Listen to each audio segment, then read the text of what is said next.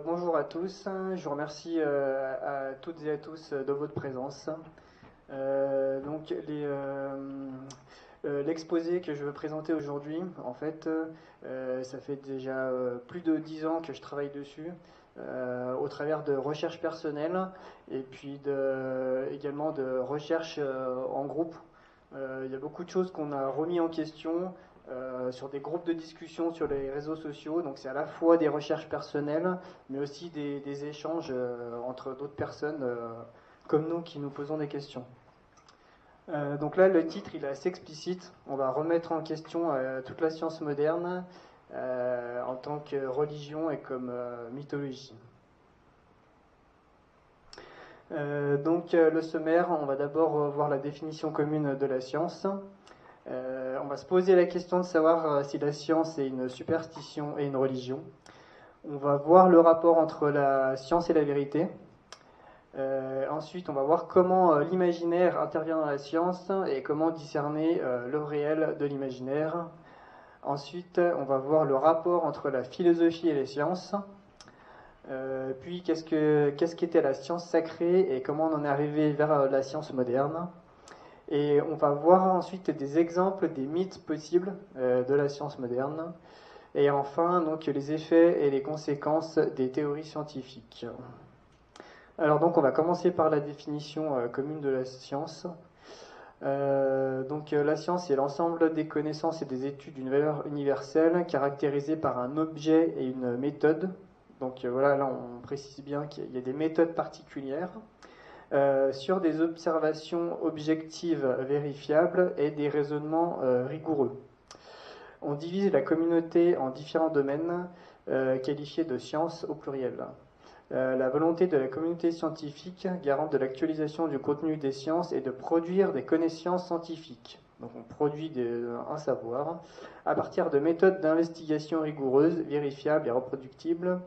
Quant aux méthodes scientifiques et aux valeurs scientifiques, elles sont à la fois le produit et l'outil de la production de ces connaissances et se caractérisent par leur but qui consiste à permettre de comprendre et d'expliquer le monde et ses phénomènes de la manière la plus élémentaire possible.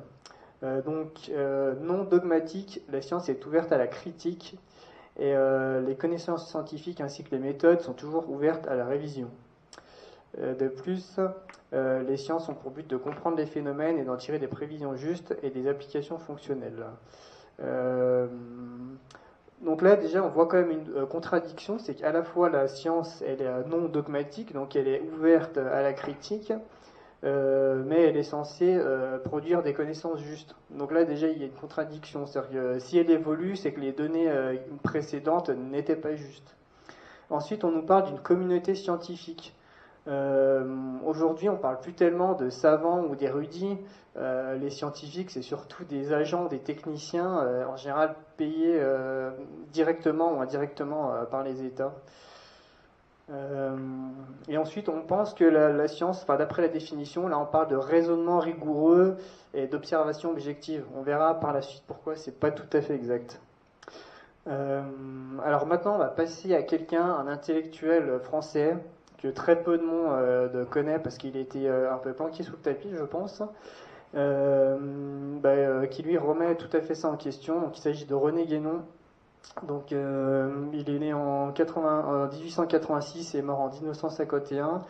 Et donc là, je vais vous lire un extrait de Orient et Occident au chapitre La superstition de la science. Donc il nous dit « La civilisation occidentale moderne a, entre autres prétentions, celle d'être éminemment scientifique. Il serait bon de préciser un peu comment on entend ce mot, car il est du nombre de ceux auxquels nos contemporains semblent attacher une sorte de pouvoir mystérieux, indépendamment de leur sens. La science, avec une majuscule, comme le progrès, la civilisation, le droit, la justice, la liberté, est encore une de ces entités qu'il ne faut mieux pas chercher à définir et qui risquent de perdre tout leur prestige dès lors qu'on les examine d'un peu trop près. Toutes ces soi-disant conquêtes dont le monde moderne est si fier se réduisent ainsi à de grands mots derrière lesquels il n'y a rien ou pas grand-chose. Suggestion collective, avons-nous dit, illusion qui, pour être partagée par tant d'individus et pour se maintenir comme elle le fait, ne saurait être spontanée. Nous constatons seulement que l'Occident actuel croit aux idées que nous venons de dire. Ensuite, il dit il n'y a là, dans la plupart des cas, que l'expression, on pourrait même dire la personnification d'aspirations sentimentales plus ou moins vagues. Ce sont de véritables idoles, les divinités d'une sorte de religion laïque, qui n'est pas nettement définie sans doute, et qui ne peut pas l'être, mais qui n'en a pas moins une existence très réelle. Ce n'est pas là de la religion au sens propre du mot, mais c'est ce qui prétend s'y substituer et qui mériterait mieux d'être appelé une contre-religion. Donc ensuite, il nous dit donc c'est proprement une absence de principe, se traduisant par cette indifférence à l'égard de la vérité et de l'erreur, qui a reçu depuis le XVIIIe siècle le nom de tolérance. Et donc plus loin, il nous dit il s'est produit en effet cette chose qui est d'une ironie singulière. Ceux qui ont voulu renverser tous les dogmes ont créé à leur usage, nous ne dirons pas un dogme nouveau, mais une caricature de dogme qu'ils sont parvenus à imposer à la généralité du monde occidental. Ainsi se sont établis, sous prétexte d'affranchissement de la pensée, les croyances les plus chimériques qu'on n'ait jamais vues en aucun temps. Lui, il est clair vraiment sur la question. Je pense que c'est assez explicite. Donc ensuite, on va voir quel est le rapport donc, entre la science et la vérité, et on va voir que c'est une question philosophique. Donc la question de la recherche de la vérité, il y a avant tout une question philosophique. La philosophie, elle définit et délimite ce que sont les disciplines utilisant des méthodes pour tendre vers ce but, donc la recherche de la vérité. La science n'est donc pas une discipline autonome, mais elle est tributaire et relative à la philosophie. Donc ces méthodes, elles évoluent au travers de révolutions, dont la révolution copernicienne par exemple, on en parlera plus tard en détail. Nous pouvons même définir les sciences comme étant des outils de production de connaissances préhensibles par le mental humain et taillés à sa mesure, adaptés à son fonctionnement et ses limitations, nous permettant de constituer un savoir pour expliquer l'origine du monde dans lequel nous vivons, ainsi que son fonctionnement. Donc des théories sont élaborées pour tenter de comprendre et d'expliquer et de reproduire les phénomènes dont on peut tirer des applications pratiques. Donc les applications pratiques, on ne va pas les remettre en cause évidemment. Et les théories dont les applications sont vérifiées par l'expérience ou elles en sont directement issues. Et donc une théorie reste une forme imaginaire dissociée du réel et de la vérité. Donc là, c'est pour ça que je vous ai fait un schéma donc pour expliquer à la fois donc qu'est-ce que le réel. Et donc le réel, en fait, on peut s'entendre sur une définition, c'est les perceptions qui sont communes à plusieurs individus. Et donc, de même que la vérité, en fait, elle est unique, le réel est unique. Et donc ensuite, donc on a le sujet, donc la conscience, qui perçoit les objets. Et donc ça, c'est une perception directe. Et donc de là, on imagine, donc via l'imaginaire, donc des théories, et on produit également un savoir qui, lui, ce savoir, il est imaginaire. Et donc on fait comme ça des allers-retours entre le réel et l'imaginaire, donc pour produire les questions, pour produire un savoir qu'on dit scientifique. Donc il faut bien distinguer l'objet qui est la réalité, le réel, et le sujet qui est le mental humain qui tente de l'appréhender. Nous pouvons envisager que le mental humain soit lui-même limité vis-à-vis de l'acquisition de la connaissance totale, au même titre que peut l'être celui d'un animal vis-à-vis de l'humain, mais dans une moins grande mesure. Donc la science doit beaucoup faire appel à l'imagination, notre mental percevant et comprenant la réalité uniquement sous forme de concepts qu'il a fractionné la limite, donc de par l'esprit analytique et discursif entre autres. Et la science est donc du domaine du relatif et non de l'absolu. Donc l'absolu, en fait, c'est le réel, qui est tributaire de rien d'autre, et le relatif, et ben, finalement, c'est le sujet qui perçoit le réel, dont lui, ses pensées peuvent changer vis-à-vis de lui, et donc la production des connaissances. Donc maintenant, on va voir comment l'imaginaire intervient dans la science. Donc là, on a un philosophe, Marcel de Corten, donc, qui est né en 1905, décédé en 1994. Donc il a écrit un livre, L'intelligence en péril de mort, et donc il va illustrer à quel point l'imagination intervient dans la science. Donc il dit dans son livre, la mesure est précisément le lieu d'élection de l'imagination. Il est impossible de mesurer sans imaginer. Cette connaissance concrète est le fruit d'une création de l'esprit. Le physicien qui admet l'existence d'une réalité physique indépendamment de l'observateur ne peut pas user de son imagination pour s'en approcher. Donc là, il montre que la perception qu'on a du monde, il y a beaucoup d'imagination à l'intérieur. Donc ensuite, alors souvent quand on parle de science, on nous dit, alors oui, la science est solide parce que ça se base sur les maths, comme si c'était irréfutable. Donc on va voir simplement la définition des mathématiques prise sur Wikipédia.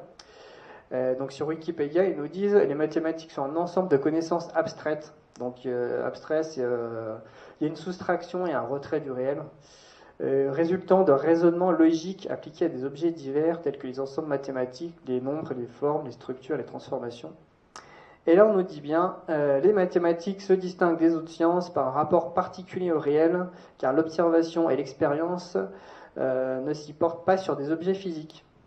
Les mathématiques ne sont pas une science empirique, elles sont de nature entièrement intellectuelle, fondées sur des axiomes déclarés vrais ou des postulats provisoirement admis. Et donc à la fin, on nous dit, bien que les résultats mathématiques soient des vérités purement formelles, elles trouvent cependant des applications dans les autres sciences et dans différents domaines de la technique. Et donc là, on a quelqu'un, donc Eugène Wigner, qui nous parlait de la déraisonnable efficacité des mathématiques dans les sciences de la nature. En fait, il s'est posé la question comment ça se fait que les mathématiques arrivent à décrire finalement parfaitement le réel, vu que ça en est décorrélé. Ensuite, on va voir ce qu'est la médiation, comme soustraction du réel. Donc, média, ça signifie intermédiaire, faisant de l'information transmise un élément relatif, pouvant être incomplet, inexact, voire faux. Donc la transmission indirecte d'une information s'appelle une médiation, donc le passage par l'intermédiaire. Donc là, j'ai bien pris soin de prendre une image à l'écran. Donc on voit la Terre avec un satellite là. Et donc pour le coup, c'est bien une image. On voit que c'est une image de synthèse. Enfin, j'ai fait exprès de choisir cet exemple.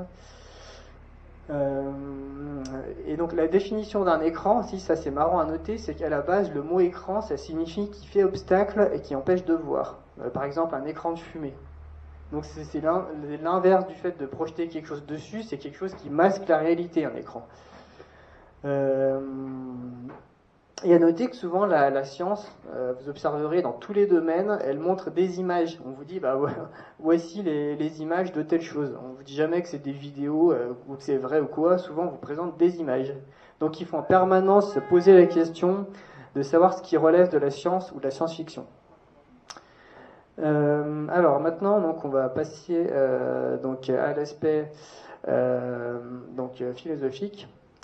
Et on va voir que les faits ne valident pas les théories. Là, on va parler donc du livre Le règne de la quantité, signe des temps de René Guénon.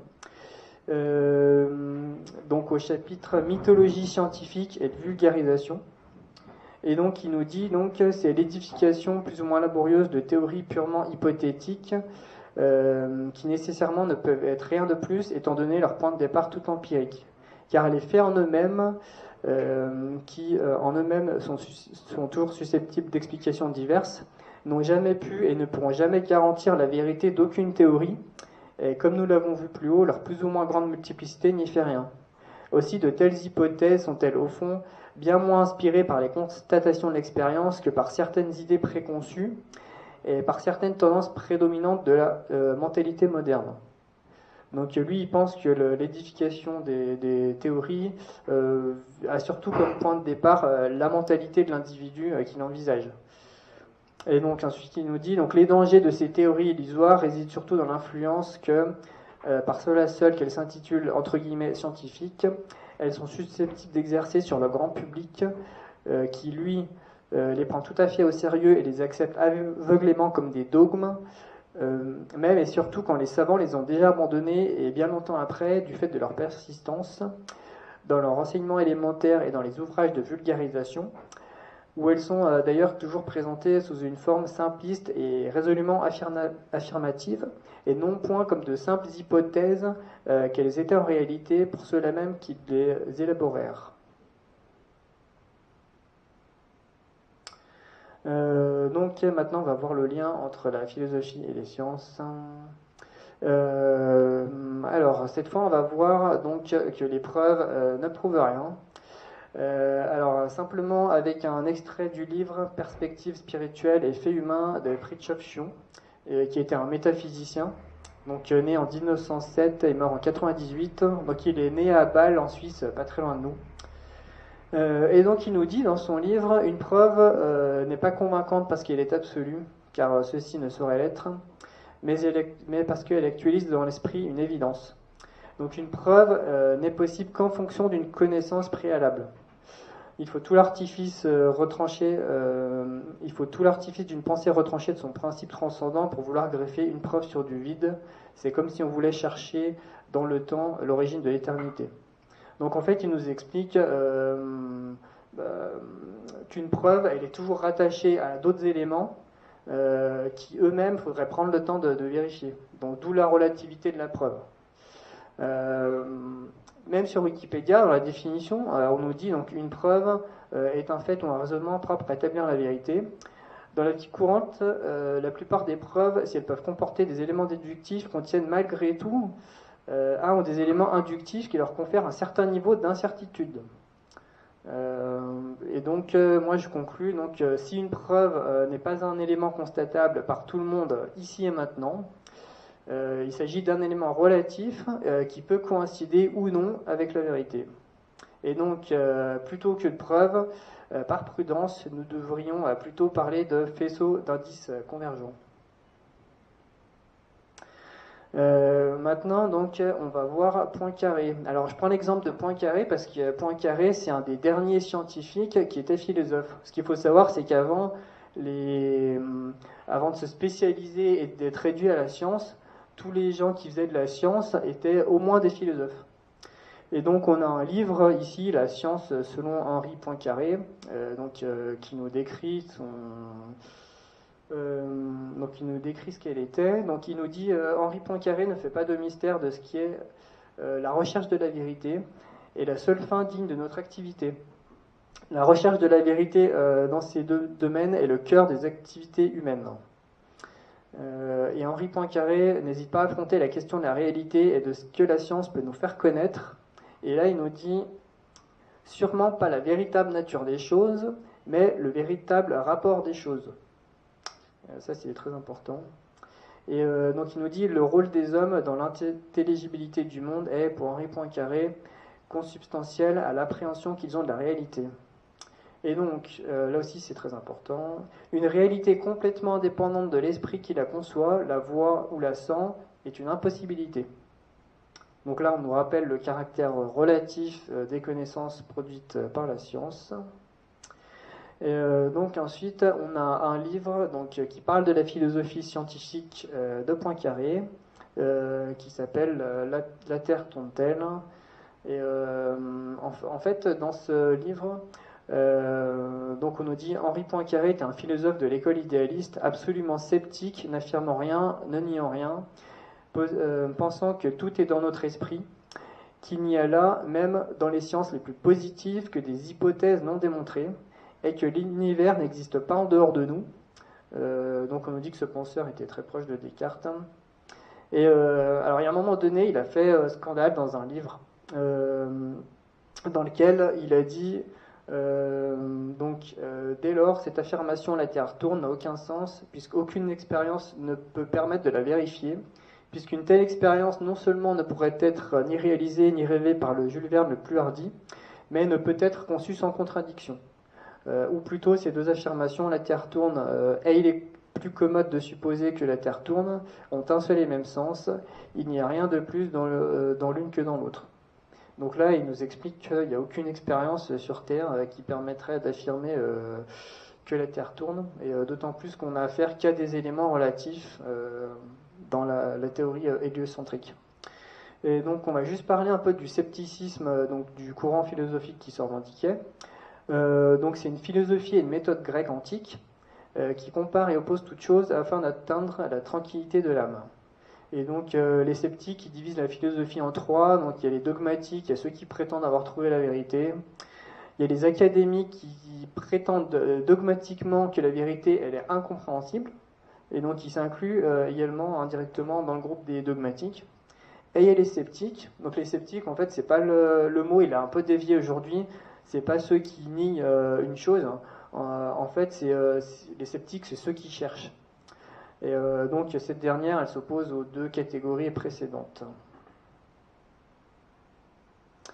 Alors ensuite, on va voir donc la discipline qui permet, qui est au-dessus de la science, puisque c'est elle qui va se poser les questions de la véracité, donc des connaissances et des méthodes produites par la science. C'est l'épistémologie. Et de manière plus générale, il y a un autre terme qui est la gnoséologie qui s'applique à l'ensemble des connaissances. Et donc on cherche à répondre aux questions quels sont les objectifs de la science en général, par quelle organisation et par quelle méthode sont poursuivis ces objectifs. Et donc il y a trois grandes questions donc dans cette discipline. Donc qu'est-ce que la connaissance? Comment est-elle constituée et engendrée? Donc ça c'est la question méthodologique. Et comment apprécier sa valeur ou sa validité?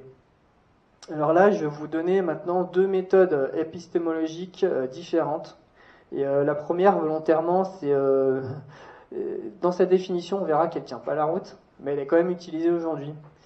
Et donc c'est le rasoir d'Occam. Et souvent, d'ailleurs, pour discréditer des théories complotistes, on emploie cette méthode épistémologique.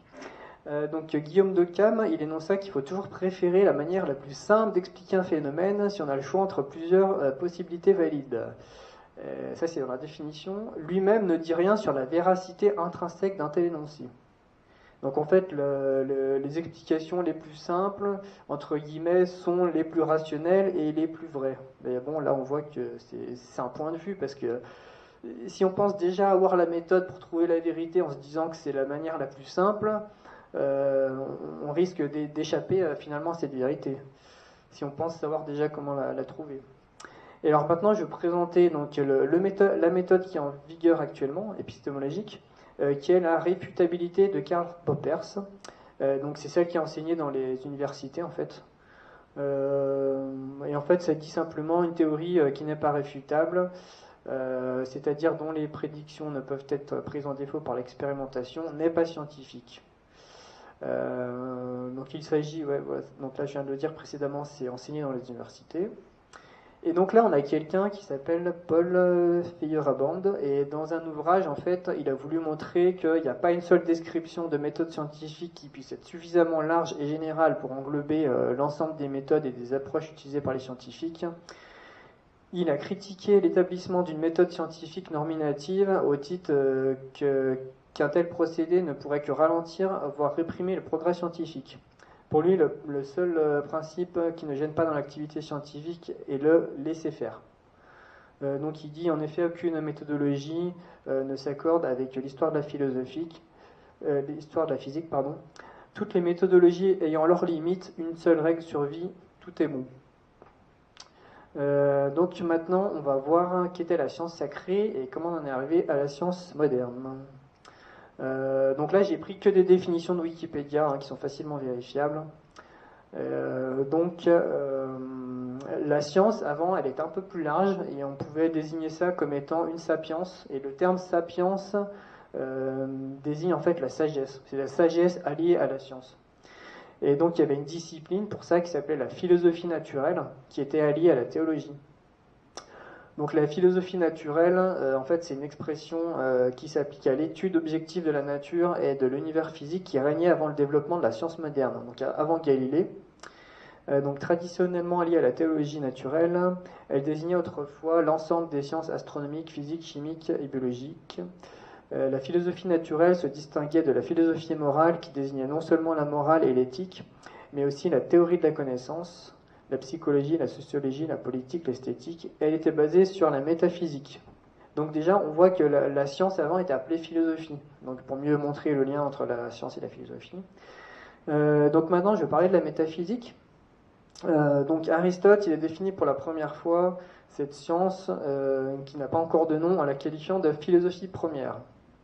Première en importance et en dignité. Elle a pour objet des notions générales et abstraites telles que la substance des choses et leurs prédicats, donc qualité, quantité, relation. Pour Kant, la métaphysique est la science qui contient les premiers fondements de ce qui saisit le savoir humain. Elle est science des principes de l'étant et non pas des principes de la connaissance. Elle ambitionne de s'élever jusqu'à la connaissance du suprasensible, en quoi elle recoupe le domaine de la théologie. Et je parlais de la cause première. Donc en métaphysique, la cause première ou le principe premier, c'est la première de toutes les causes, c'est-à-dire la plus ancienne ou la plus profonde, c'est le responsable de l'ordre de l'univers. Et donc en philosophie scolastique, selon le raisonnement dit de causalité ou cosmologique, ce concept peut être assimilé à Dieu. Alors Dieu, donc c'est dans la religion, et en philosophie, donc selon Aristote, donc Aristote il la qualifie lui de cause première, et en réalité c'est la même chose. Et donc la scolastique, donc c'est la philosophie qui a été développée et enseignée au Moyen-Âge dans les universités. Et donc elle vise justement à concilier l'apport de la philosophie grecque, donc avec Aristote, avec la théologie chrétienne héritée des pères de l'Église et Anselme. De ce fait, on peut dire qu'elle est un courant de la philosophie médiévale. Ensuite, donc, je parlais de Descartes, parce que Descartes, aujourd'hui, on considère qu'il est à l'origine du rationalisme. Et malgré tout, donc dans son livre qu'il a appelé Méditation métaphysique,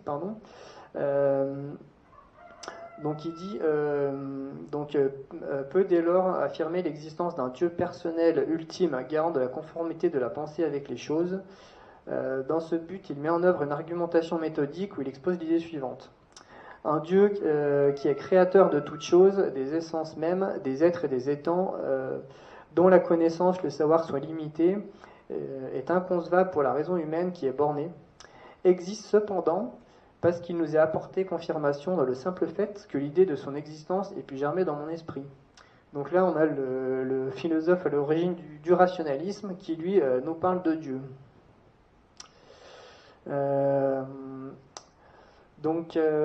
Toujours donc, sur du passage on va expliquer maintenant le passage de la science sacrée à la science moderne, comment il s'est opéré.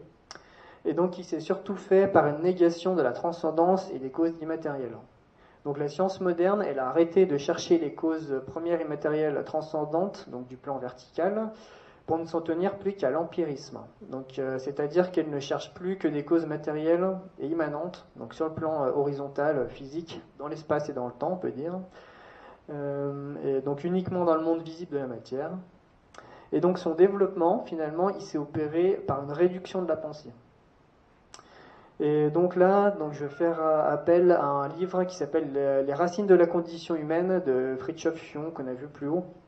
Et donc lui, il nous dit donc l'évolutionnisme-transformisme est l'exemple classique de ce parti pris d'inventer des causes horizontales parce qu'on ne veut pas admettre une dimension verticale. On cherche à extorquer au plan physique une cause qu'il ne peut fournir et qui se situe nécessairement au-dessus de la matière. Donc ça, c'est pour expliquer la théorie de l'évolution s'est mis à expliquer les origines du monde, mais uniquement d'un point de vue dans le monde sensible, en fait, en ignorant des causes qui peuvent venir de l'extérieur, finalement, dans la création de l'homme. Donc maintenant, je vais encore citer René Guénon de son livre La crise du monde moderne, au chapitre Sciences sacrées et sciences profanes, pour expliquer la différence entre la science sacrée et la science profane. Et donc il nous dit c'est la pure doctrine métaphysique qui constitue l'essentiel et tout le reste s'y rattache à des titres de conséquences ou d'application aux divers ordres de réalités contingentes. Alors contingente, ça veut dire relatif, tributaire. C'est-à-dire les connaissances se rapportent au domaine du relatif et qui, dans de telles civilisations, ne peuvent être envisagées que comme de simples dépendances et en quelque sorte comme des prolongements des reflets de la connaissance absolue ou est principielle. Ainsi, la véritable hiérarchie est partout et toujours observée. Le relatif n'est point tenu pour existant, ce qui sera absurde. Il est pris en considération dans la mesure où il mérite de l'être, mais il est mis à sa juste place, qui ne peut être qu'une place secondaire et subordonnée. Et dans ce relatif même, il y a des degrés fort divers selon qu'il s'agit de choses plus ou moins éloignées du domaine des principes. Et donc chaque civilisation, elle a eu des sciences traditionnelles pour lui, d'un type particulier lui appartenant en propre, car ici nous ne sommes plus dans l'ordre des principes universels auxquels se rapporte seule la métaphysique, mais dans l'ordre des adaptations, ou par là même qu'il s'agit d'un domaine contingent, donc relatif. Il doit être tenu compte de l'ensemble des conditions mentales et autres qui sont celles d'un tel peuple déterminé. Et nous dirons même de telle période de l'existence de ce peuple, puisque, comme nous l'avons vu plus haut, donc il y a des époques où il y a des réadaptations qui deviennent nécessaires. Et donc il dit il n'y a absolument qu'une métaphysique, comme il n'y a qu'une vérité.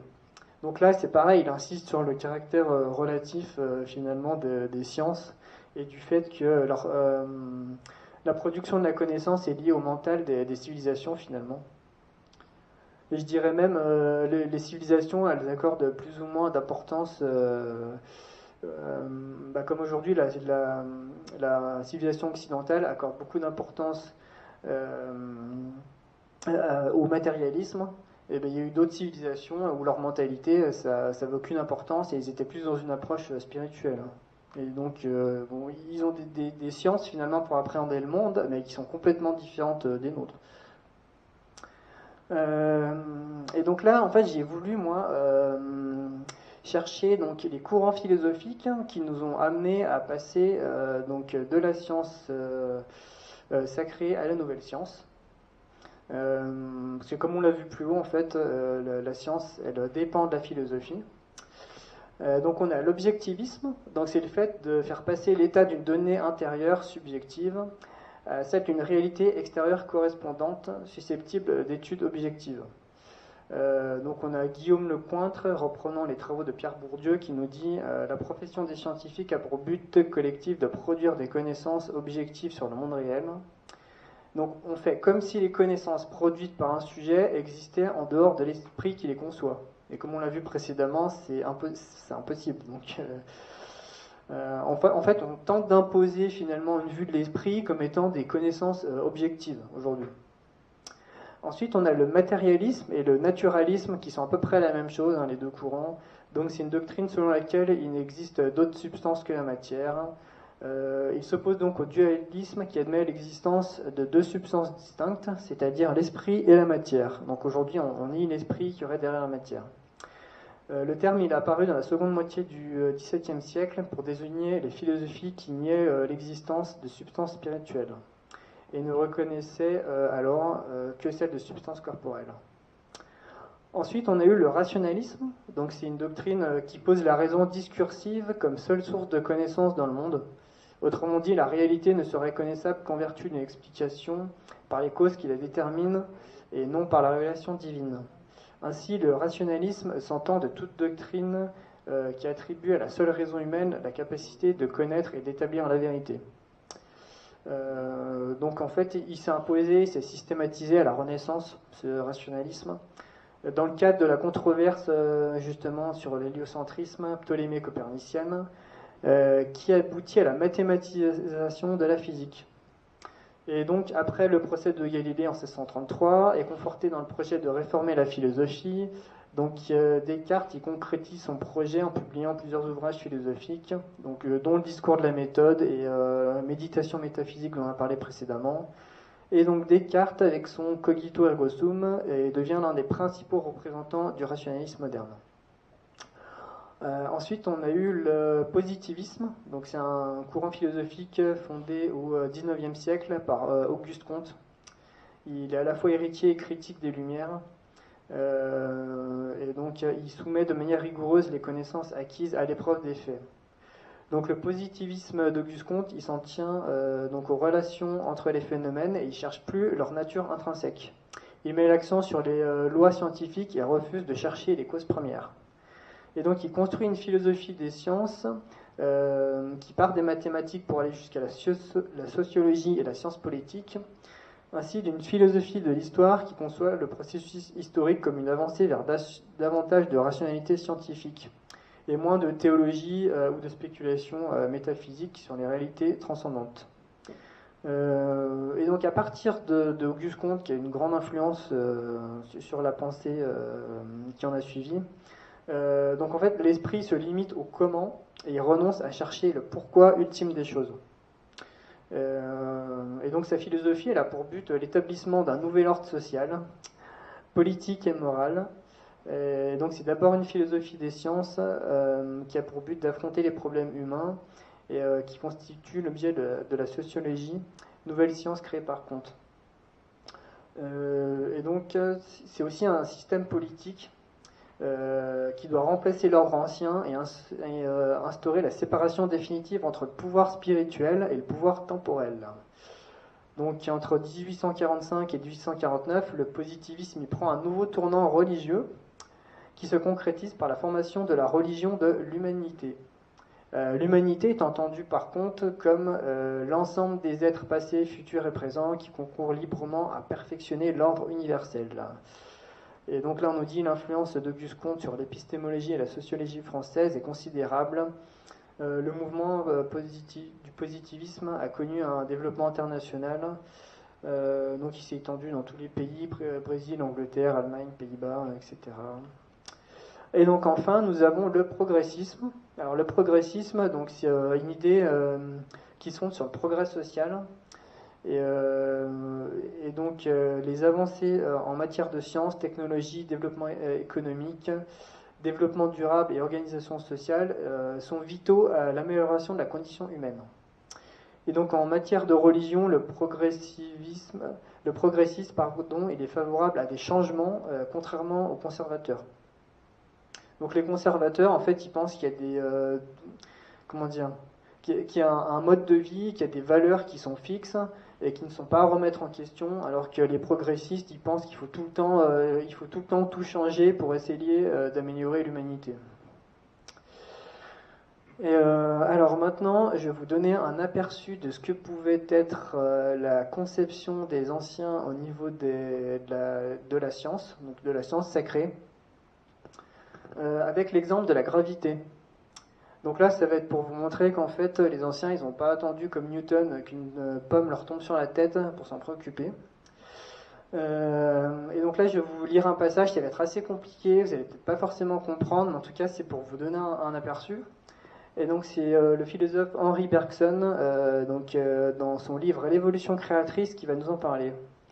Donc, en parlant de la gravité, il disait il serait intéressant à cet égard de comparer la théorie aristotélicienne, donc d'Aristote, de la chute des corps à l'explication fournie par Galilée.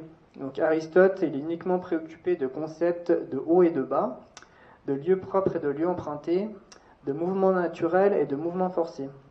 La loi physique en vertu de laquelle la pierre tombe exprime pour lui que la pierre regagne le terrain naturel de toutes les pierres, à savoir la terre. La pierre à ses yeux n'est pas tout à fait pierre tant qu'elle n'est pas à sa place normale. En retombant à cette place, elle vise à se compléter comme un être vivant qui grandit et à réaliser pleinement l'essence de son genre pierre. Si cette conception de la loi physique est exacte, la loi ne serait plus une simple relation établie par l'esprit. La subdivision de la matière en corps ne serait plus relative à notre faculté de percevoir. Tous les corps auraient la même individualité que les corps vivants. Et les lois de l'univers physique exprimeraient des rapports de parenté réels entre genres réels. On sait quelle physique est sortie de là, et comment, pour avoir cru la possibilité d'une science une et définitive, embrassant la totalité du réel et coïncidant avec l'absolu, les anciens durent s'en tenir en fait à une traduction plus ou moins grossière du physique en vital. Donc là, c'est pour dire qu'au niveau intellectuel, même avant Aristote, on était déjà même avant Newton, pardon, on était déjà à un sacré niveau et on pensait les choses complètement différemment. Donc on avait un avis sur la gravité, mais on n'avait pas les mêmes explications qu'aujourd'hui. Donc maintenant, je vais vous parler donc du scientisme, donc comme nouvelle religion et mode de gouvernance. Donc là, je vais vous citer simplement la définition du scientisme du Wikipédia. Donc c'est une position qui apparaît au XIXe siècle. Selon l'expérience, la science expérimentale est la seule source fiable de savoir sur le monde, par opposition aux révélations religieuses, superstitions, traditions et coutumes. Donc le scientisme, il se propose en conséquence, alors selon la formule d'Ernest Renan, d'organiser scientifiquement l'humanité. Donc il s'agit donc de la confiance ou de l'espérance. Alors là, on nous dit bien que le terme foi ne s'applique pas en principe dans ce domaine, mais pourtant c'est bien ça, hein, ça relève bien de la foi. Dans l'application des principes et de la méthode de la science moderne, donc y compris dans tous les domaines. Donc on peut résumer le cœur de cette position en la science décrit vraiment le monde tel qu'il est. Et le terme scientisme, il est aussi utilisé pour désigner l'approche selon laquelle les problèmes concernant l'humanité et le monde pourraient être réglés au mieux, si ce n'est parfaitement, suivant le paradigme et les méthodes scientifiques. Donc le scientisme, il considère que l'esprit et les méthodes scientifiques doivent être étendus à tous les domaines de la vie intellectuelle et morale sans exception. Donc c'est la science partout. Et donc le scientisme, il s'apparente à la modernité, au rationalisme. Donc il y a la loi des trois états d'Auguste Comte qu'on a vu un peu plus tôt, mais à d'autres formes de réductionnisme. Cependant, le scientisme, il a été l'objet de critiques venant de tous horizons, donc philosophiques, morales, politiques, et voire même scientifiques. Alors maintenant, on va voir des exemples des mythes possibles de la science moderne, avec des cas très concrets. Je vais juste citer rapidement ce qu'est un mythe, pour montrer que le mot mythe est bien justifié ici. Donc c'est une construction imaginaire qui se veut explicative de phénomènes cosmiques ou sociaux, et surtout fondatrice d'une pratique sociale en fonction des valeurs fondamentales d'une communauté, à la recherche de sa cohésion. Bon, je vais m'arrêter là, ou je peux même continuer. Il est porté à l'origine par une tradition orale qui suppose une explication pour certains aspects fondamentaux du monde et de la société, qui a forgé ou qui véhicule ces mythes. Là, je vais partir de l'exemple moins parlant au plus parlant. Je vais commencer par la ionosphère. Donc pour moi, ça c'est une remise en question qui est très récente. Donc là, on a un historique. Alors d'abord, je vais quand même préciser une chose, c'est que il y a beaucoup de théories scientifiques aujourd'hui qui ne sont pas parties de faits. On n'est pas parti de faits et ensuite on a expliqué ces choses-là pour fonder une théorie. On a d'abord imaginé quelque chose et ensuite on y a collé des faits, voire on les a prouvés ou pas. Des fois, c'est difficile de voir si les théories elles ont vraiment été prouvées au final. Et, donc là, concernant la découverte de la ionosphère, donc on nous dit sur Wikipédia, donc les ondes électromagnétiques elles se propagent qu'en ligne droite. Et pour expliquer comment les signaux radiotélégraphiques émis par Marconi ont pu contourner la rotondité de la Terre, donc on a Eva Eastside en Angleterre et Kennedy en Amérique, ils ont imaginé, notez bien imaginé, l'existence à très haute altitude de couches réfléchissant les ondes radio. Donc en fait à l'époque, c'était en 1900, il faut savoir qu'on était loin de la conquête spatiale qui date des années 50-60, et donc à l'époque, personne n'avait prouvé que la Terre était ronde ou plate. Donc eux, ils ont parti du principe que la Terre était ronde. Ils se sont dit, comment ça se fait que les ondes arrivent malgré tout à traverser l'Atlantique parce qu'elles se propagent en ligne droite. Donc on va imaginer des couches dans l'atmosphère sur lesquelles les ondes se réfléchissent. Et donc ensuite, en 1925, donc on a un physicien qui met en évidence l'expérience de la présence de couches imaginées plus tôt. Donc là, on nous dit met en évidence. Alors met en évidence, je ne sais pas ce que ça veut dire. On ne parle pas de preuves, on ne parle de rien de tout ça. Plus tard, en 1931, donc on a Sidney Chapman. Il élabore sa théorie de formation des couches de la ionosphère. Donc là, on nous parle encore d'élaboration de théorie. Hein.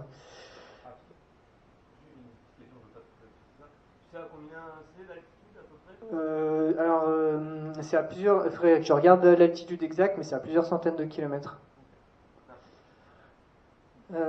Et donc ensuite en 99, donc on a, alors là on utilise le mot modèle. Donc le modèle de la ionosphère terrestre, il est introduit en 1969 par l'Union radioscientifique internationale.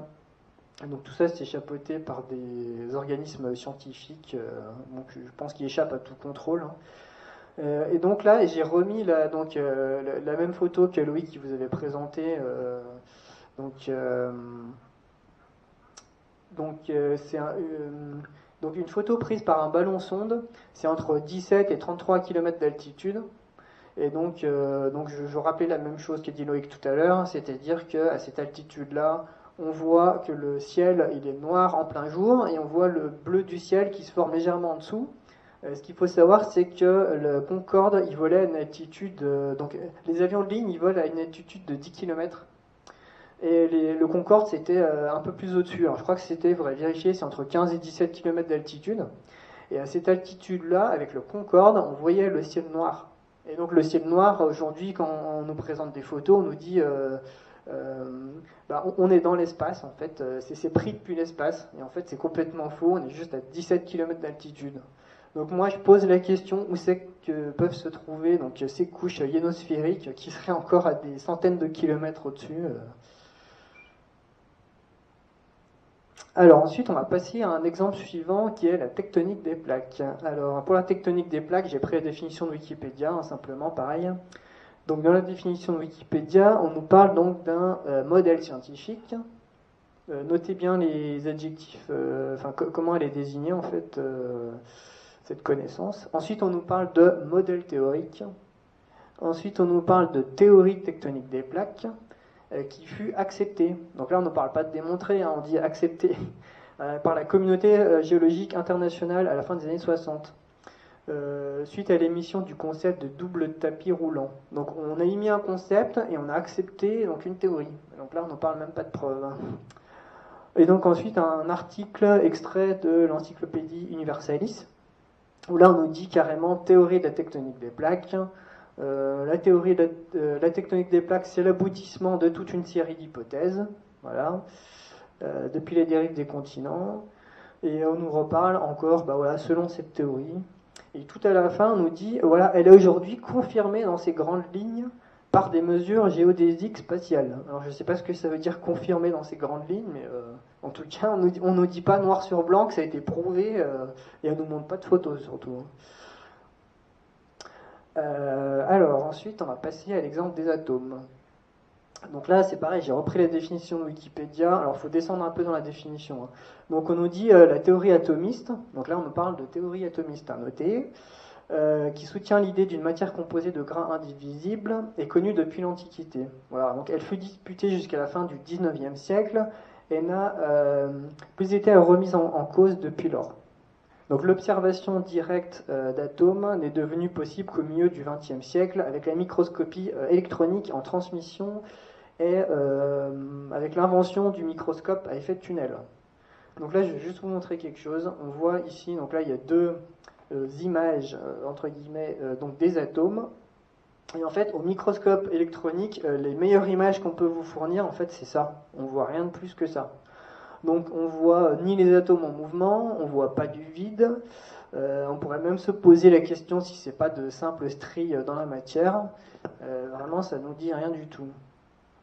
Et donc ensuite, dans la définition, donc, on voit avec la petite image qui est ici, là, dans l'histoire des sciences, il y a eu plusieurs modèles d'atomes qui ont été développés. Donc quand on parle de modèles, c'est pas une réalité, c'est une vue de l'esprit. Hein. Et donc au fur et à mesure des découvertes des propriétés de la matière. Aujourd'hui encore, on utilise plusieurs modèles différents. Donc on a plusieurs modèles suivant dans quelle science on est. On a plusieurs modèles de l'atome. Et on nous dit en effet le modèle le plus récent est complexe. L'utilisation de modèles anciens ou partiellement faux, mais plus simples, il facilite la compréhension, donc l'apprentissage et la réflexion. Donc on apprend et on réfléchit avec un modèle ancien qui est faux parce que c'est plus pratique. Voilà, donc ça c'est Wikipédia qui nous le dit. Ensuite, il y a un article, donc la source c'est le blog du CNRS, rien de moins. Donc dans cet article, on nous dit l'idée d'une vision de l'atome direct et non médiée est une illusion. Nous avons l'impression qu'un progrès continu des technologies microscopiques nous permet en quelque sorte de zoomer dans des dimensions de plus en plus petites. Et ensuite, on nous parle de l'impossibilité d'une perception optique de l'atome. Donc il faut être conscient du nombre important de médiations. Donc les médiations, c'est ce qu'on a vu tout à l'heure, c'est des transmissions indirectes, techniques opérées dans la production de telles images. Donc on produit des images au travers de médiations. Et donc, en fait, l'élaboration au microscope électronique à balayage, donc dans les années 70-80, elle a donné lieu à de multiples formes de représentation. Donc on a plusieurs différentes images de l'atome, et on nous dit l'image scientifique, comme toute image, n'est jamais un simple miroir de la réalité. Voilà. Et ensuite, on nous dit l'image planétaire de l'atome est particulièrement ancrée dans l'imaginaire, et pourtant, elle est loin d'être une réalité physique. Donc ça, c'est le blog du CNRS qui nous dit ça. Et donc j'ai fait une petite conclusion personnelle par rapport à mes recherches sur les atomes. Et donc bien que les théories autour des atomes donnent lieu à des applications pratiques, donc en chimie, grâce au tableau périodique des éléments, le tableau de Mendeleev, c'est pas pour autant qu'on sait exactement ce qu'est un atome. Il n'y a aucune certitude concernant le fait que le microcosme sera l'image du macrocosme avec des systèmes planétaires. Pas plus qu'il y aurait de vide entre les atomes, comme l'affirme Nassim Haramein dans ses conférences. Certains connaissent peut-être. Et d'ailleurs, il termine ses conférences en disant « Et que le vide soit avec vous ».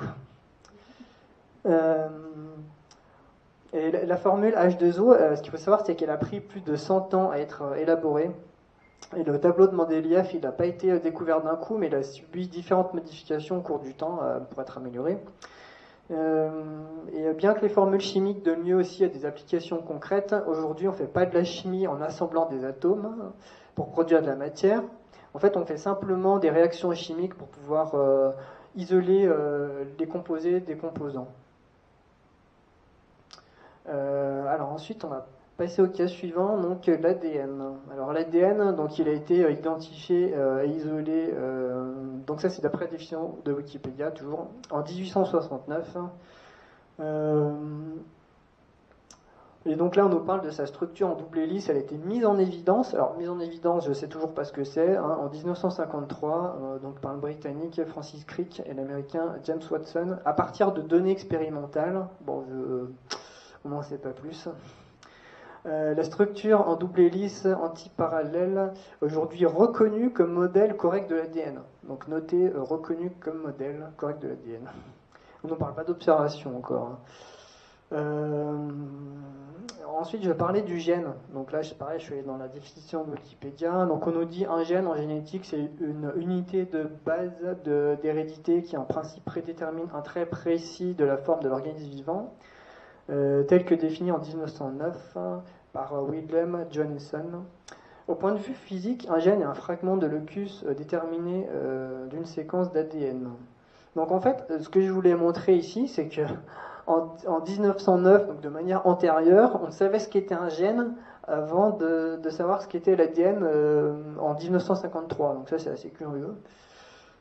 Et alors là, quelque chose qui est vraiment très très important, donc les premières images de l'ADN scientifiques, donc prises par des scientifiques italiens, ça date de 2012.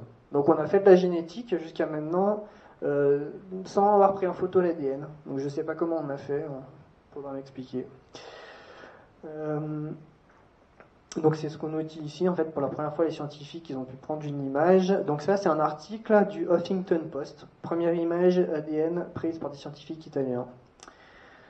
Maintenant je vais parler du principe du séquençage. Alors, le principe du séquençage, on va être en plein dedans là avec la technique du PCR, donc ça va vous parler. C'est la lecture des bases code génétique pour repérer donc une erreur mutation. Donc l'appareil qui permet la lecture, ça s'appelle un séquenceur.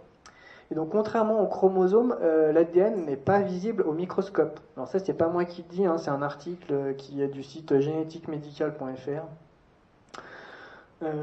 Donc, une étape préalable est donc nécessaire pour que le séquenceur puisse lire ces gènes. Donc, elle consiste à reproduire le fragment d'ADN en plusieurs millions de copies identiques.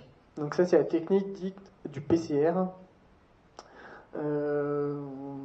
Et une fois amplifié, l'ADN peut être lu. Alors là, moi, c'est pareil, hein, je me pose naïvement la question, comment en reproduisant des millions de fois quelque chose qui n'est pas visible au microscope, comment on arrive finalement à l'amplifier pour qu'il soit décodable. Et surtout que la technique de séquençage, ça exige toute une procédure, il y a toute une tambouille qui est faite derrière, à la fin, c'est pas vraiment ce qui en ressort. Donc c'est pas vraiment ce qui est séquencé non plus. Donc on va poursuivre sur l'ADN avec la conception des OGM. Alors en fait, quand on pense à la conception des OGM, on croit qu'en fait c'est une technique qui relèvent de la biotechnologie de pointe. On va manipuler des gènes, on va manipuler l'ADN. Et en fait, quand on regarde les techniques qui sont utilisées, c'est vraiment très grossier et très barbare. Donc on a la méthode la plus utilisée, elle s'appelle la biolistique. Et en fait, donc elle consiste à finalement, en fait, c'est un gène inséré dans une cellule. Enfin, eux, c'est ce qu'ils nous disent. Et donc la biolistique, donc c'est la méthode la plus courante. Elle consiste à propulser le transgène dans les cellules végétales. Alors on utilise des microbilles de métal enrobées d'ADN. Là, l'ADN, je ne vois pas trop de quoi il s'agit exactement, vu qu'on ne peut pas le voir en microscope, mais bref. Elles sont projetées à grande vitesse sur les cellules à transformer afin de traverser leurs parois. Donc en fait, on prend c'est peut-être le noyau d'une cellule qu'on fixe sur des billes, et en fait on les projette à grande vitesse à l'intérieur d'autres cellules, en espérant qu'elles les traversent. Donc quelques-unes des cellules atteintes vont alors insérer spontanément le transgène dans leur génome, mais le noyau de la cellule intègre l'ADN de façon aléatoire. Donc il faudra attendre 15 jours pour s'assurer que les nouveaux gènes introduits se sont bien intégrés au génome. Donc en fait, l'OGM, c'est quelque part un accident. En fait, on essaye d'insérer une cellule dans une autre de manière assez violente. On a une autre méthode, mais qui est du même acabit, en fait, qui s'appelle le transfert dans les protoplasmes, où en fait on utilise simplement l'électroportation. En fait, on fait des chocs électriques pour pouvoir s'attaquer aux parois des cellules et aussi faire entrer le matériel génétique d'une cellule dans l'autre. Donc, maintenant, on va passer au cas des virus. Alors moi, il y a quelque chose qui m'a frappé en faisant des recherches. J'ai voulu en savoir plus sur l'hépatite C. Et déjà, rien qu'on va sur Wikipédia, on regarde l'image qui illustre donc le virus de l'hépatite C. Et alors, apparemment, on n'a rien de trouvé de mieux que des particules semblables à celles du virus. On n'a pas trouvé de photos, on a trouvé des particules semblables. Là, on a un article de l'INSERM qui nous dit que le virus de l'hépatite C, donc je précise, il a été découvert en 89, ce virus.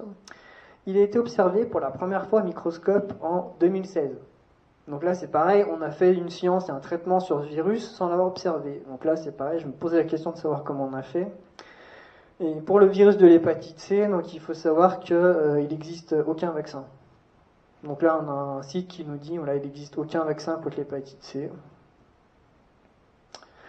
On va continuer donc sur les virus. Là, en fait, on a un virologiste, biologiste qui s'appelle le docteur Stéphane Lanka, et donc qui lui dit carrément jamais un virus pertinent médicalement n'a été isolé. Il n'y a aucune preuve de leur existence. Il dit qu'il a longtemps étudié donc la virologie dans tous les sens, et il dit je suis absolument sûr qu'il n'existe aucune chose ressemblant au VIH.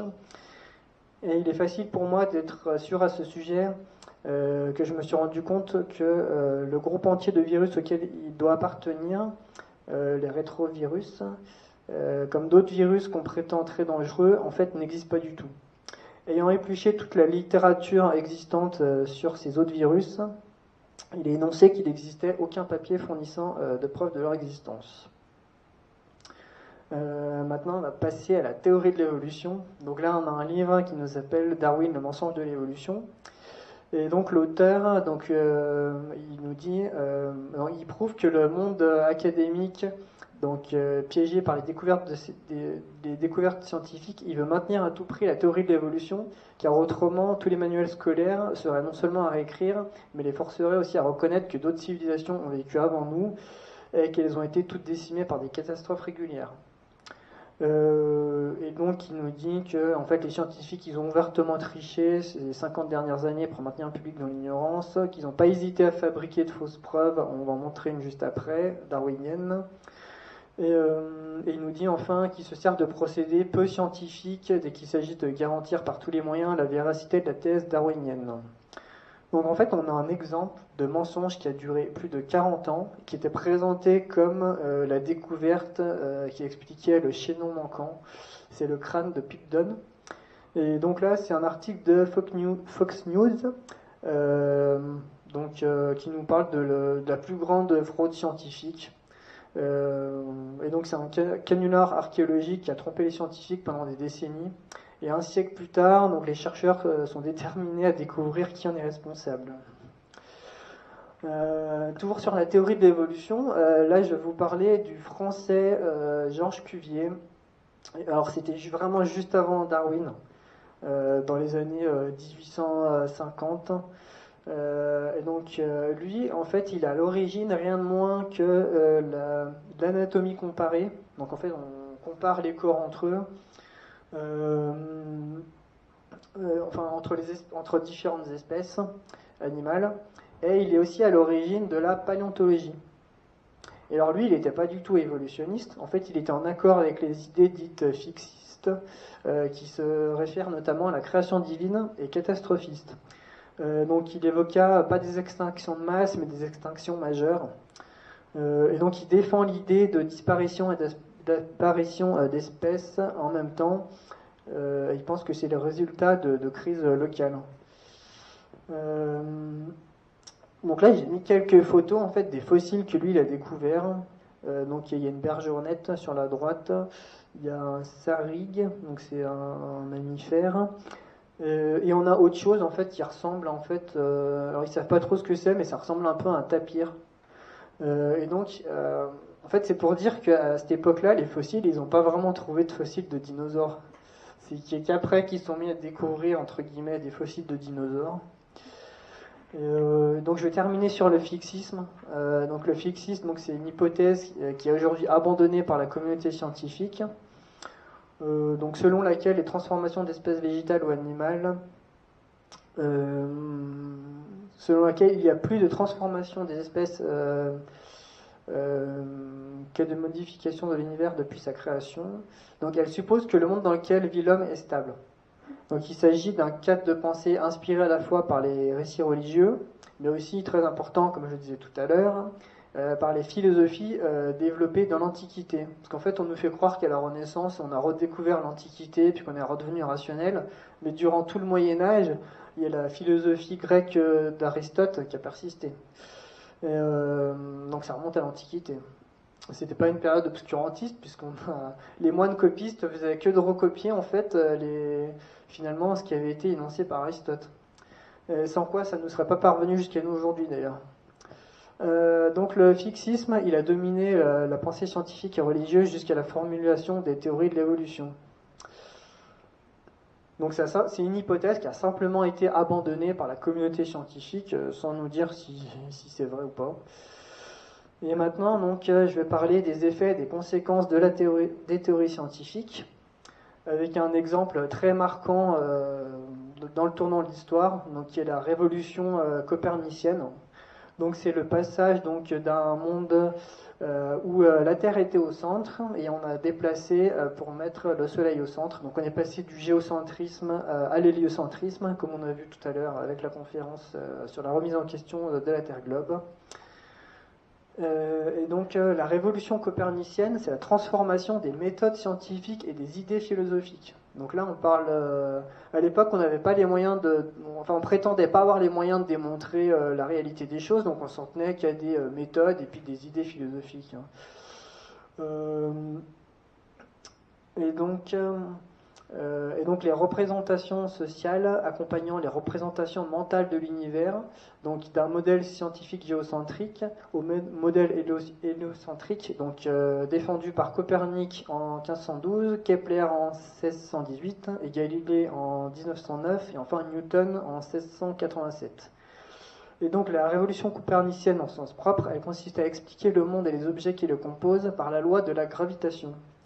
Elle a eu des conséquences donc sur tous les grands philosophes qui ont succédé, donc, dont Descartes qui est à l'origine du rationalisme, donc en 1641. Il y a John Locke à l'origine du libéralisme et des droits de l'homme. Donc lui, Locke, en fait, c'est pareil, il s'est révolté contre Aristote et sa métaphysique. Et c'est lié en fait à la remise en question de l'univers. Donc c'est pour dire les conséquences sociales qui ont pu succéder à un changement de représentation du modèle cosmologique sans même qu'on en ait les preuves. Là on était juste dans les idées en fait. Et donc, j'ai listé les conséquences donc, de ce changement de représentation du monde. Donc, il y a une perte de la vision sacrée. Et donc le monde, donc l'univers, ce qu'il faut savoir c'est que la définition de l'univers avant, c'était pas l'univers comme aujourd'hui avec l'espace vide infini, c'était l'univers, c'est le monde dans lequel on vit. Et donc c'est plus un terrarium créé par l'homme dont l'homme sera au centre, et donc l'ensemble des aspects de la vie a perdu de cette sacralisation, de ce fait. Il n'y a plus de haut ni de bas, et donc la Terre, elle se retrouve projetée dans le ciel avec l'idée d'un espace infini. Donc tout sera en mouvement, il n'y aura plus de repères fixes, indépendants absolus, mais uniquement des mouvements relatifs, et cela transposé à tous les domaines de l'existence. Donc moi je me suis posé la question, on est passé du conservatisme, donc des valeurs traditionnelles immuables, au progressisme, où tout est tout le temps en train de changer, et je me demande si justement ça n'a pas un lien avec cette représentation du monde finalement. Et donc il y a eu la remise en question de toute la scolastique et des enseignements d'Aristote, comme je disais précédemment, qui a engendré des changements sociétaux assez profonds. Et d'ailleurs, à ce titre, il y a quelque chose qui est très intéressant de noter. On a imaginé l'économie en tant que discipline autonome au XVIIe siècle, en tant que loi naturelle, selon la démarche initiée par Galilée.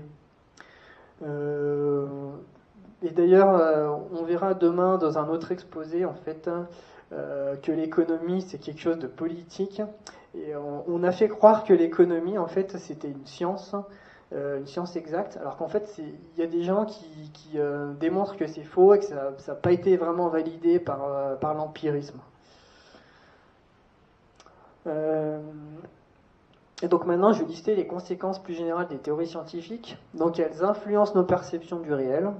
Et il est possible de nous gouverner via des idéologies et des théories scientifiques. Donc je pense qu'on voit très bien ça aujourd'hui avec le Covid et toutes les mesures qui visent à restreindre nos libertés. On l'expérimente très bien aujourd'hui, ça, cette possibilité de nous gouverner via des théories scientifiques. Ensuite, ça a une influence sur nos comportements.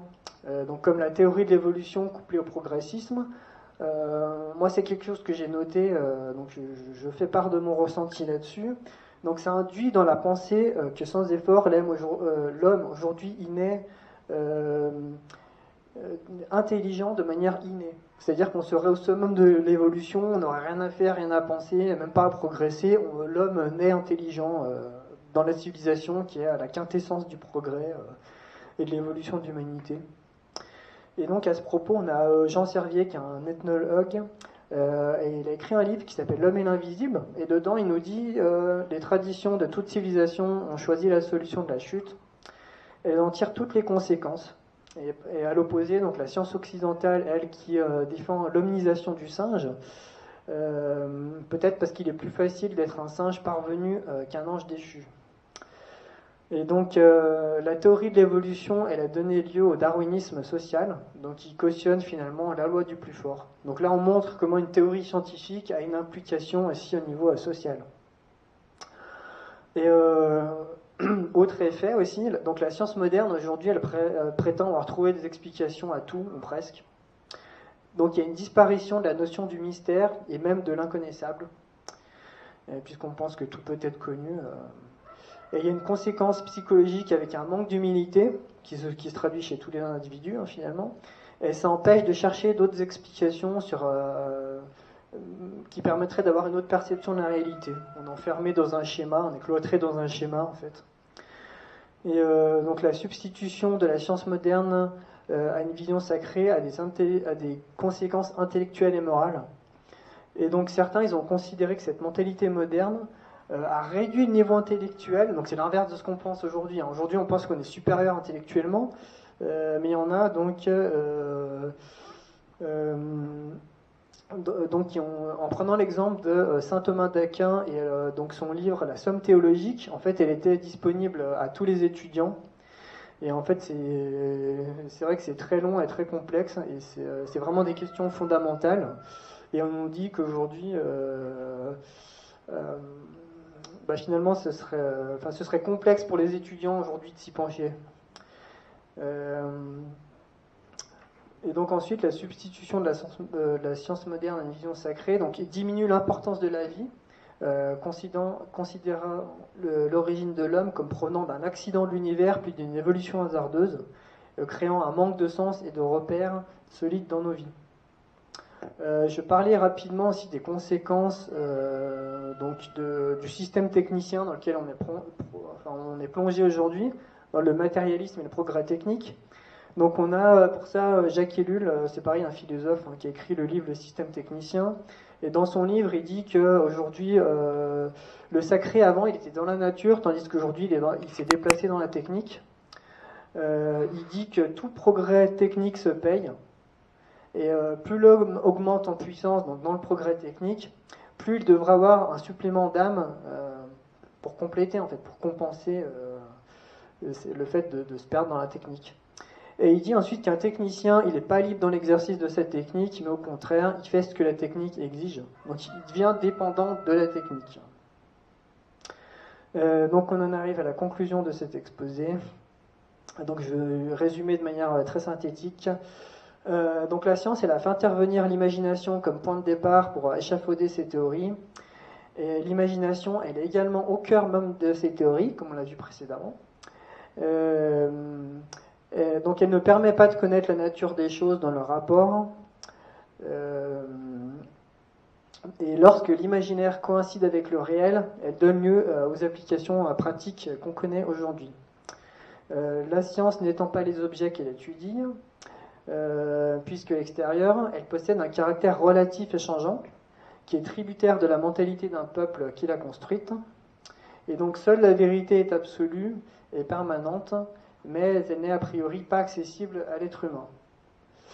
La philosophie, au travers de l'épistémologie, elle définit les critères de la véracité des connaissances produites par la science, et elle pose les bornes temporaires, puisque changeantes, de ce qui relève ou non de la scientificité. Donc auparavant, il existait une science sacrée, désignée sous le terme de sapience, dont la philosophie naturelle.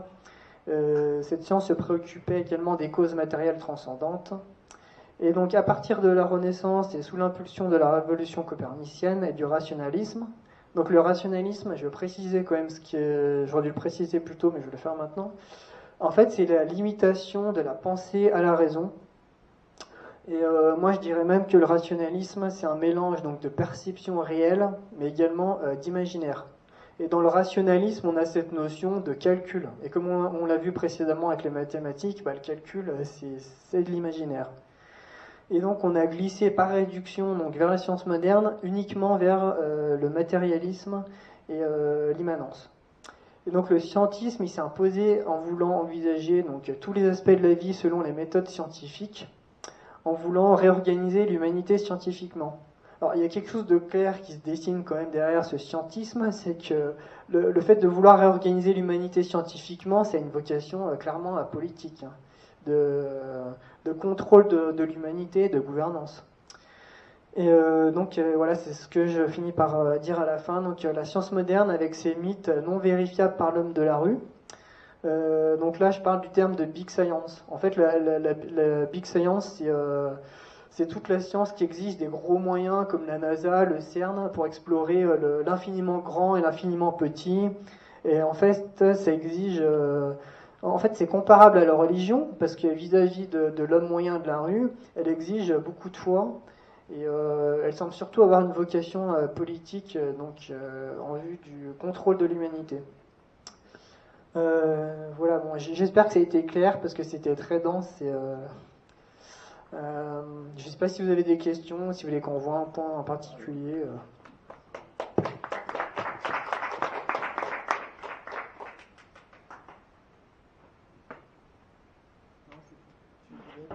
Tu veux passer le micro?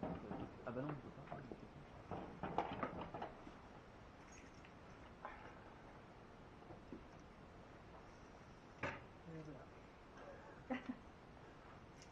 Pas de question, mais pas très nombreux. C'est tellement bon. C'est clair maintenant la terre. Alors, par contre, il confirme un peu. Ouais, ça va dans le sens, ouais, dans un sens. Alors, comment vous la voyez, la Terre? On peut dire, c'est vrai, on peut dire que c'est Ce sera le mystère.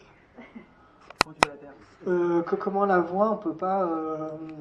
Tout à l'heure, en fait, on a vu la vidéo avec donc sur l'axe d'Aix-les-Bains où on voit en fait d'une plage à l'autre. Je crois qu'il y a 17 km. Et donc on voit finalement d'une plage à l'autre qu'il n'y a aucun dénivelé, alors que normalement il devrait y avoir 14 km. Non, pardon, il devrait y avoir 14 mètres de dénivelé, et en fait on ne constate pas. Donc ça, c'est une chose qui est vraiment... alors, après, on peut se poser la question, finalement, est-ce que les lasers, la lumière des lasers courbe aussi? Mais si la lumière des lasers courbe, ça veut dire qu'on ne peut pas vraiment faire des mesures droites. Mais c'est tout ce qu'on peut constater. Après, comment on voit la Terre, on n'en sait rien.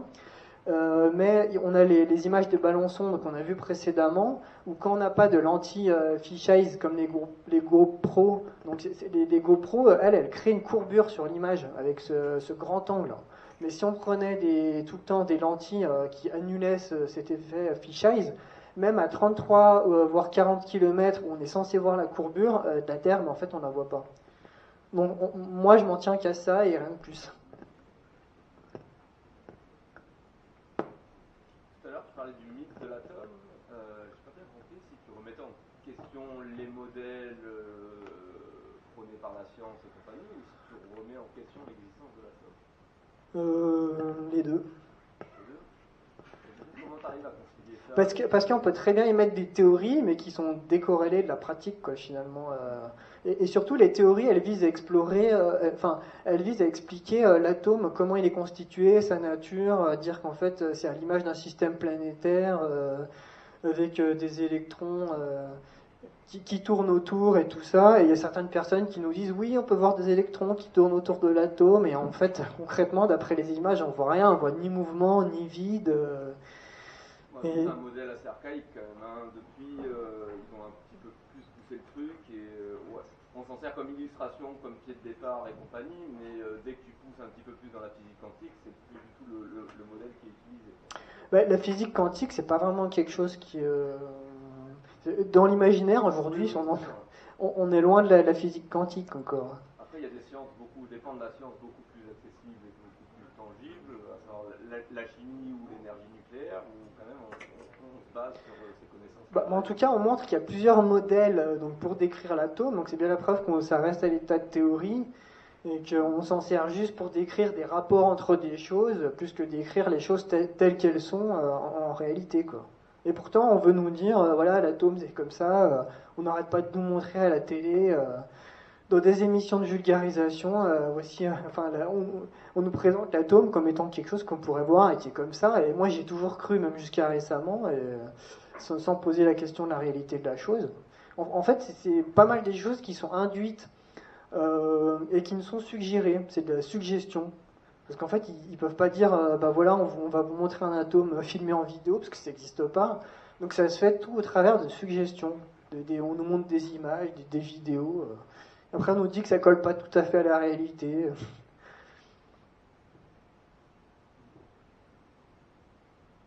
Je sais pas si ça répond bien à ta question ou pas. Mais...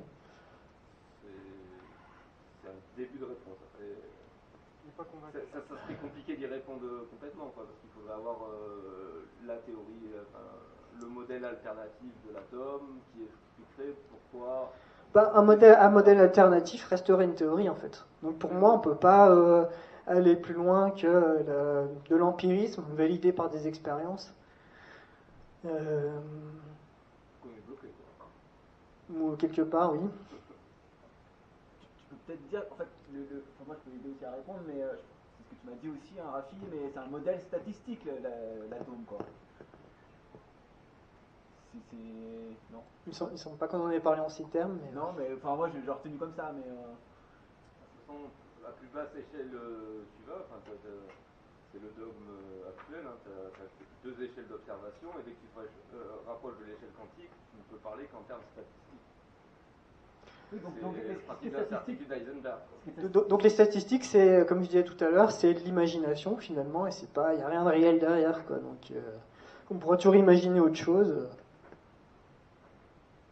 L'imagination, c'est infini, quoi.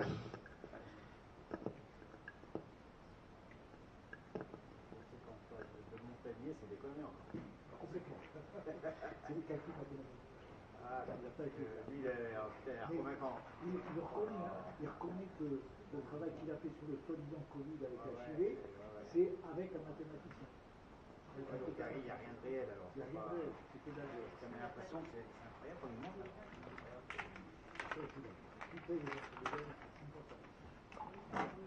Il y a peut-être d'autres questions, non? Non. C'est clair. C'est pareil.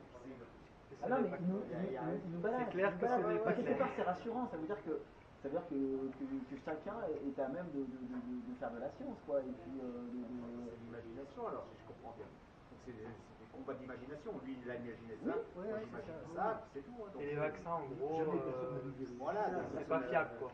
On peut être affirmatif quand on dit que le virus n'existe Moi, je pas. pose déjà la question de l'existence des virus, donc les Ouais, vaccins, c'est Bah, après, bon, c'est vrai que ça touche Big Pharma, mais On peut pour moi, affirmer le que vaccin, il n'est c'est pas on fiable. l'a jamais vu. Oui. Ouais. Ça restera... Ouais. je me suis tellement éloigné de... pour qu'il soit fiable, il faudrait que le paradigme original il soit vrai déjà. Hein. Il faudrait déjà que les virus existent. Et que... Voilà, d'accord. Donc, ce qu'on nous injecte... il faut voir pourquoi on nous injecter ça, quoi, finalement. Bah, on va faire travailler notre imaginaire. C'est que nous, notre imaginaire travaille maintenant. Ouais, il y a un virus qui se balade, tac, tac, tac.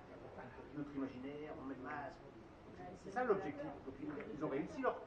Parce que là, si on en revient au virus, quand même, tous les gens portent un masque, tous les gens en ont peur, mais là, ça relève de quelque chose qui est complètement invisible. Là, on est vraiment dans la religion et la foi, hein. Les gens s'en rendent pas compte, mais... Bien, très fort, bah, ils ont gagné. Il faudrait qu'on nous montre le virus qui se balade sur les mains au microscope, mais personne ne pourra jamais le faire, donc... Même Raoult, il le dit, ça se balade pas dans les mains. Et tous les tests sont, en fait, ils sont, justement, c'est médié, on nous montre des preuves, entre guillemets, mais qui sont relatives. On nous montre